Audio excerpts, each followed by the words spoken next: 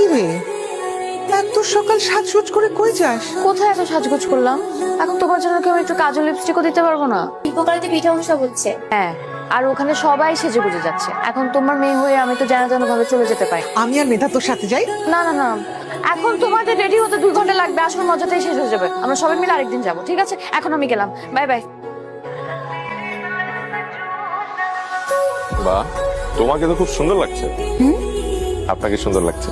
Mister, তুমি আমার কাছে কিন্তু ধরা খেয়েছি, জলদি বেরোতে হবে। আব্বু কোথায় যেন গেছে, যে কোনো মুহূর্তে আসতে পারে। কিরে মা, এত সকাল সকাল কোথায় যাচ্ছি? ওই যে আমাদের শিল্পকলাতে পিঠা উৎসব হচ্ছে, তো ওখানে যাচ্ছি। সে কে? আমার ফ্রেন্ড শুভ্র। আসসালামু আলাইকুম। ওয়ালাইকুম আসসালাম। আব্বু দেরি হচ্ছে যে সব পিঠা শেষ হয়ে যাবে, তো আম্মু তোমাকে খুঁজছিল। আচ্ছা ঠিক আছে, তো ওকে নিয়ে একদিন বাসায় আসিস, ওর সঙ্গে কথা বলে তো খুব ভালো লাগলো। দুজনের কাছে ধরা খেলাম। Hi, thank you for coming. অনেক মানুষ। তুমি কি ভেবেছিলে তুমি একা আসবে আর বাবা মা তোমাকে ধরে পেটাবে?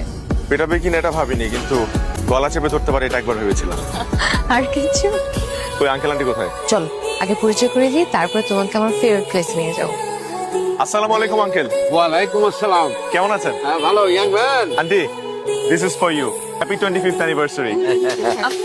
তোমার আন্টির সাথে ঝগড়া করতে করতে 25 বছর কাটায় দিলাম। ছিলাম বলে 25 বছর সংসার করতে পেরেছি। তো ঠিকই আছে, বিয়ের পর দিনই বুঝতে পারলাম happy wife is happy life. তুমি কি ম্যারিড?